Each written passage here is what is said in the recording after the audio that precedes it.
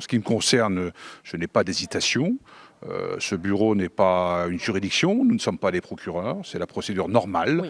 Le bureau a été saisi par On la rappelle que commission vous d'enquête. transmettez le dossier à la justice et qu'ensuite c'est la justice qui juge. Exactement, la justice a d'autres moyens que nous pour investiguer plus loin, puisque le courrier de Philippe Bas en adressé au président pour la saisine de ce bureau est particulièrement clair. Bon, effectivement, sur les cas que vous avez cités, Benalla et Kras, il n'y a pas de questionnement. Par contre, sur les trois autres, on parle quand même d'omission.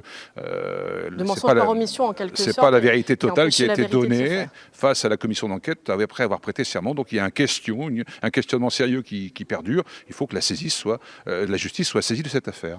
Est-ce que vous craignez que le Sénat se déjuge lui-même s'il ne transmet pas les cas de ces hauts fonctionnaires? Il y aurait des conséquences aussi pour l'image du Sénat, on peut l'imaginer? Je pense que, sans exagérer le propos, elles seraient dévastatrices, ces conséquences. J'imagine pas un instant que le Sénat, demain, le bureau du Sénat, déjuge la commission d'enquête qui a mené un travail absolument remarquable, reconnu de tous. Qui a mis la lumière sur le Sénat ces derniers mois, il faut le reconnaître. Le Sénat a été salué pour son travail. L'Assemblée nationale avait laissé tomber, le Sénat a poursuivi le travail, a permis à la commission d'enquête de mener ce travail jusqu'au terme. Des questions restent posées aujourd'hui. Je n'ose pas imaginer qu'une autre décision que la transmission du dossier à la justice soit prise demain matin.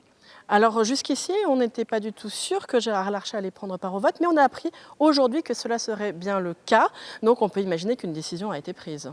J'imagine, enfin, vous me l'apprenez, effectivement, j'ignorais si le président émettrait son vote. Nous serons 25, je crois, à voter puisqu'il y a une personne absente sur les 26 membres du bureau, si j'ai bien compris. Voilà, donc il faudra que... C'est un vote à main levée. Donc tout le monde devra prendre ses responsabilités.